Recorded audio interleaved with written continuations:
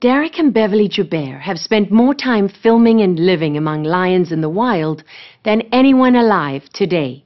The discoveries they've made over 30 years of filmmaking have challenged conventional wisdom about Africa's big cats. They've made more than 20 films for National Geographic, where they are explorers in residence. They live in Botswana, in the heart of southern Africa, a country about the size of Texas. As we first reported in November, the Jabars often go long stretches without seeing another human being. But they made an exception for us and allowed us to join them in a wild place they call home. The story will continue in a moment.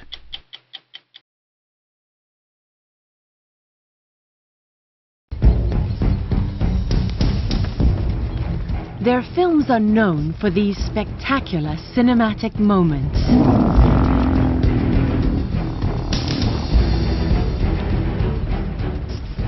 But what distinguishes their work is their belief that all the animals have untold stories, which they bring to life in their films.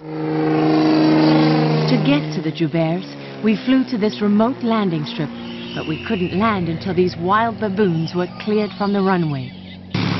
There she is. Hello. Hi. Nice to meet you. Yeah, nice to meet you too. That. How are you? It didn't take us long to discover why they decided to make Botswana's Okavango Delta their home. This is one of the last untouched places on Earth. A labyrinth of watery channels and rolling savannas that are home to some of Africa's most beautiful creatures. But it was the lions that drew the Jabars here, and for most of their lives they've lived among these animals, making some of the greatest wildlife films ever made. We spent thousands and thousands of hours with them.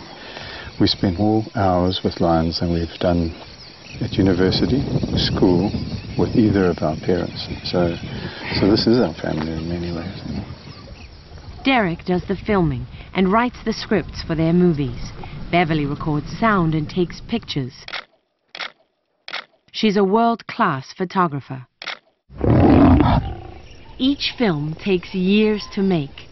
They followed this lioness they call Madi Tau for 7 years, and they made a movie about her called The Last Lions. Today, Madi Tau, mother of lions, earns her name as protector of her young.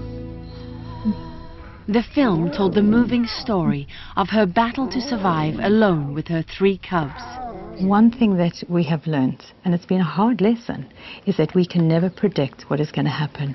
First of all, a cub was taken by a crocodile. And then later on, sadly, another one was injured.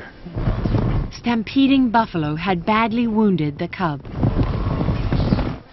Just as any mother would, you see Madi Tau go over to it. She tries to take it with her, but there's nothing she can do, and her survival instincts take over. When we filmed it, I sort of said to Beverly, let's just cover this, because we'll never use this. This is too sad and too traumatic at the time. Yeah. I mean, it's too traumatic for us to even witness it. Tell me about that moment. It broke our hearts in so many ways because we knew that it was hopeless. I mean, a little cub dragging its body, a broken back. What could she do? She was struggling with what we can only assume as emotions and coming to terms with it, because after that, she blinks, she swallows, she looks around, and then she steps away from her cub for the last time. Dereck and Beverly took us deep into the Delta to see the lions. First, we had to cross this bridge, which you can't see because it's mostly underwater. Think of crossing this at 4 in the morning in winter time, and it's pitch dark. The channel is full of crocodiles. And it's about 4 meters deep here, so it's, if we tipped in now, we would lose the vehicle. And how safe is this bridge? No, it's not too good, hey? Water has claimed 3 of their trucks already, and out here, their vehicle is everything. It's where they work and often sleep, staking out the animals for months at a time, waiting for those rare moments that make their films so memorable. they have no doors and no protection. We've been charged by lions a lot, but they've never scratched us. What is it like to be charged by a lion? It's fairly dramatic, you know. We've had some where they come out of nowhere and it's roaring and fiery eyes and right in your face and flared up manes and kicking dust all over you. Very dramatic. They told us they never want to influence the lion's natural behavior, so they usually try to keep their distance. But as we found, you never really know what's going to happen. She's coming to us for shade. Yep, she's lying in our shade. As Dereck leaned down to get a closer shot, Can somebody hang on to my belt? his camera was staring straight into the young lion's face. It's rare. We almost never get this top angle. It takes you years, huh, to make these movies. It takes us forever. And it's slowly piecing together good scenes and good opportunities like this. Unusual angles. And just getting to know the lions well. And understanding what they do. They've been searching for stories in the African bush since they were in their 20s. Early on, they decided to concentrate on documenting lions at night. For the next 15 years, they worked in the dark. And what they documented changed what we know about these wild animals. The night opened up a veil of what was happening, and nobody had ever seen it in Africa before. They filmed these bloody nighttime battles between lions and hyenas, images that inspired the producers of The Lion King and shattered the myth that hyenas were just scavengers. And we were finding exactly the opposite. A lot of the time hyenas were making the kills. And the lions were rushing in and scavenging from the hyenas. In the middle of another hot summer night, they documented something else that surprised the scientific world. All of a sudden, I saw 8 lions just move forward. It was a spectacular scene. A pride of lions attacked this fully grown elephant. We'd never seen an elephant this size being attacked by lions. Halfway through this sort of elation of us bleary-eyed saying, we're capturing something amazing here, I heard her start to say, come on, get up now. So she started to root for the elephant. Yeah, compassion towards that elephant. You know, I was filled with it, and I was just rooting for her. I say that death begins in the eyes, and we've seen this so many times with animals where they give up hope. And all of a sudden, you saw her swing her body, and she rocked and rocked, and she fought for her life. She truly did. She pulled herself up. And forces through it, goes through that wall and survives. And then she charged off into the darkness. They still film at night when they need to, but most of the time they work long days that begin before dawn. Their refuge is their home, this tent sitting in the middle of nowhere, looking out over the delta. It's what they call their paradise. It doesn't get better than this. No, you're right. No, this is fantastic. Yeah. This is our bedroom. It's a bedroom and office and sort of research area as well. Wow, it's beautiful. So yeah, this is largely where we spend our time. Okay, so I'm being nosy now. Do you have a bathroom back here? We have a bathroom. It's not necessarily what you would be used to. Showering and bathing with nature all around you is just truly fantastic. Dereck and Beverly have been together for 36 years, and most of the time they're within about 3 feet of each other. You know, we wanted to go out into Africa, and we fell in love, and we fell in love with that lifestyle and with this place. And that means together, not separately. And I think that's in many ways what defines us.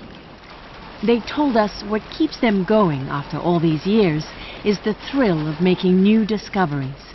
They were among the first to discover and document these large lions, some call super lions, who've learned how to live and hunt in water. It was thought that lions hated water. Yes, exactly. And rightly so. We filmed lions in other areas that after a rainstorm they put their paw in and they hate it. You know what cats are like. But not here. But not in Joubert. And so we saw these lions swimming in deep, actually just getting their noses out. If physique started to change. You could see that they were getting huge pectoral muscles and huge necks. These lions were at least 15% larger than any other lions we had been working with. It's not only lions they film. They spent 3 years following this leopard and captured one of the most extraordinary moments in wildlife filmmaking. This baby baboon's mother had just been killed by the leopard. Instead of killing the baby, the leopard cared for it throughout the night, trying to keep it alive. But another example of a scene that we were able to capture that nobody had ever seen before, nobody had ever heard about before, and is almost unimaginable.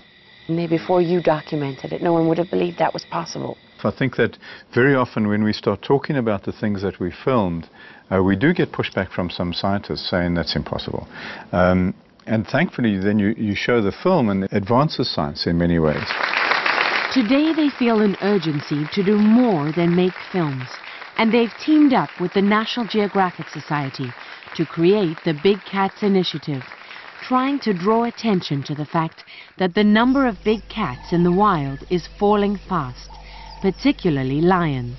In our lifetimes we've seen those numbers go down from 450,000 to just 20,000, so we are in fact filming the last of those lions. I mean, this could be the very last couple of generations of a species that's been on the planet for 3.5 million years. For their next film, Dereck and Beverly were going back to the story of their lioness, Mardi Tau, trying to find out what happened to her last surviving cub. This is him 2 years ago, the last time they saw him.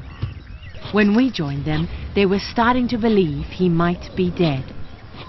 It's physically hard and it's emotionally hard because we are getting to know an animal and then see some desperate traumatic situation happening to her, and that is emotionally draining. It's Dereck's job to track, and on our second day, he spotted lion prints in the sand. Beverly is constantly scanning and searching the bush. This might be our cub. Oh my gosh. Good, this is giving me chills. No, this is him. This is him, all right. They know it's him from his whisker pattern, which is like a fingerprint. He's developing quite a mane. Eh? Yeah. He's looking quite good. He's looking handsome as hell. He is. He is handsome. I had actually written him off. I thought that he was gone. And so seeing him is a bit like, reuniting with family. We spent a lot of hours with this guy. As we watched, more lions wandered towards us, and we realized we were exactly where the Jouberts like to be.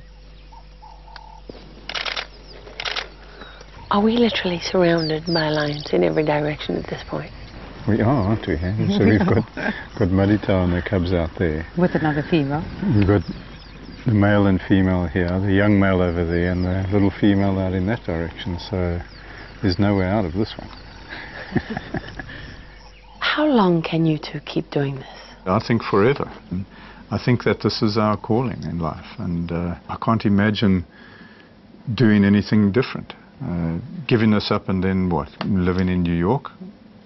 I don't think I'd fit in there.